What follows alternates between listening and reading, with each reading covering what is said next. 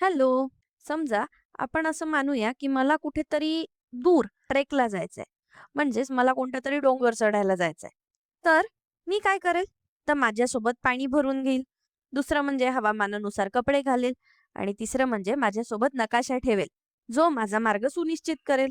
आणि याशिवाय या ट्रेकसाठी माझ्याकडे पुरेशी ऊर्जा असावी, हे सुनिश्चित करण्यासाठी मी नाश्ता करेल किंवा काहीतरी खाईल. म्हणजेच मानव म्हणून आपल्या शरीराचे पोषण करण्यासाठी आपल्याला अन्नाची गरज असते. पण हे अन्न आपल्याला ऊर्जा कशी देतं? म्हणजे सफरचंदासारखी एखादी गोष्ट किंवा एखादा चॉकलेटचा तुकडा आपले शरीर वापरू शकेल अशा गोष्टीत कसा रूपांतरित होतो?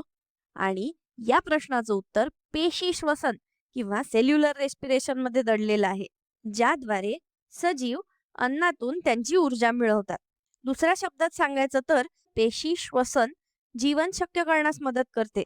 आणि हे आता तुमच्या आणि माझ्या पेशींमध्ये किंवा सेल्समध्ये, माझ्या लहान भावाच्या पाळीव हॅमस्टरच्या पेशींमध्ये आणि खिडकीबाहेर झाडाच्या पेशींमध्ये देखील घडत आहे. आणि हे आपल्याला सर्वांना कार्य करण्यासाठी आवश्यक असलेली ऊर्जा पुरवत आहे. चला तर मग ही प्रक्रिया कशी कार्य करते याबद्दल अधिक जाणून घेऊया.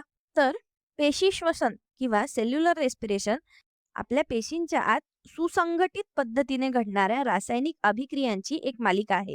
या रासायनिक अभिक्रियांचाच परिणाम म्हणून ऊर्जा मुक्त होते, ज्याचा वापर आपलं शरीर करू शकतं. आता जरी पेशी श्वसनामध्ये अनेक रासायनिक अभिक्रिया समाविष्ट असल्या, तरी वनस्पती आणि प्राण्यांसाठीची संपूर्ण अभिक्रिया ही या समीकरणाद्वारे थोडक्यात मांडली जाऊ शकते. या समीकरणाच्या डाव्या बाजूला अभिक्रियाकारक आहेत किंवा इनपुट्स आहेत, जे आहेत ग्लुकोज, जी एक प्रकारची साखर किंवा शर्करा असते, आणि दुसरं आहे ऑक्सिजन, जे आपण श्वास घेतो त्या हवेतून येतं. या समीकरणाची उजवी बाजू ही उत्पादित किंवा आउटपुट्स आहेत, ज्यामध्ये आहे कार्बन डायऑक्साईड आणि पाणी.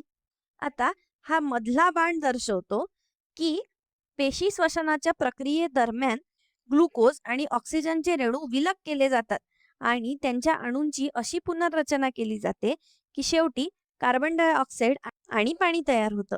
आणि या संपूर्ण प्रक्रियेतून ऊर्जा मुक्त होते, ज्याप्रमाणे लाकूड जळताना ऊर्जा मुक्त करतं. तसंच पेशी श्वसनादरम्यान कोणतेही अणू गमावले जात नाही. म्हणजेच आपण या बाणाच्या दोन्ही बाजूंना प्रत्येक प्रकारच्या अणूंची समान संख्या पाहू शकतो. उदाहरणार्थ, दोन्ही बाजूला कार्बनचे 6 अणू आहेत. हे कसं आहे माहितीये? एखादं विटांचं घर विघटित करून किंवा तोडून त्या विटांचा पुनर्वापर हा पूल बांधण्यासाठी केला. तुम्ही कोणतीही वीट फेकून देत नाही आहात. त्याऐवजी तुम्ही त्यापासून काहीतरी नवीन तयार करत आहात.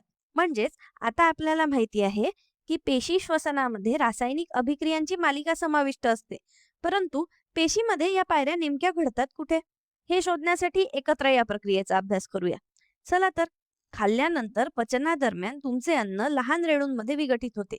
हे लहान रेणू, ज्यामध्ये ग्लुकोजचा समावेश आहे, ते तुमच्या पेशींमध्ये प्रवेश करू शकते. ही एक पेशी आहे काय? त्यानंतर पेशी श्वसन सुरू होते. रासायनिक अभिक्रियांचा पहिला संच हा पेशीद्रव्य किंवा सायटोसोलमध्ये घडतो, जे पेशीच्या सर्व पेशी अंगिकांना सामावून घेणारे एक जेलीसारखे द्रव असते. आणि त्यामध्ये अभिक्रियाकारक म्हणून ग्लुकोजचा समावेश असतो. उर्वरित अभिक्रिया या तंतुकणिका किंवा मायटोकॉन्ड्रियामध्ये घडतात, ज्यामध्ये अभिक्रियाकारक म्हणून ऑक्सिजन असतं आणि उत्पादित म्हणून कार्बन डायऑक्साईड आणि पाणी असतं.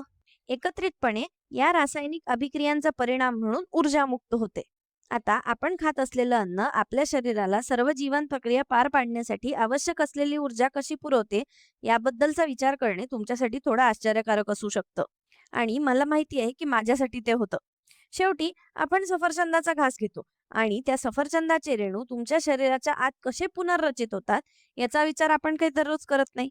आणि म्हणूनच हे जाणून घेणं महत्वाचं आहे की पेशी श्वसन किंवा सेल्युलर रेस्पिरेशन हे आपल्या पेशींना वापरण्यायोग्य ऊर्जा मिळवायचा मार्ग आहे. पेशी श्वसनाद्वारे तुम्हाला आणि मला आपली ध्येय पूर्ण करण्यासाठी, आपल्याला करायच्या असलेल्या गोष्टी करण्यासाठी आवश्यक असलेली ऊर्जा मिळते. तर पुढच्या वेळेस जेव्हा तुम्ही हा ट्रेक पूर्ण कराल किंवा तुमच्या जीवशास्त्राच्या चाचणीत तुम्हाला उत्तम गुण मिळतील आणि त्याबद्दल तुम्हाला स्वतःचा अभिमान वाटेल, तेव्हा तुमच्या तंतुकणिकांचे किंवा मायटोकॉन्ड्रियाचे आभार मानायला विसरू नका. या व्हिडिओसाठी इतकंच. धन्यवाद.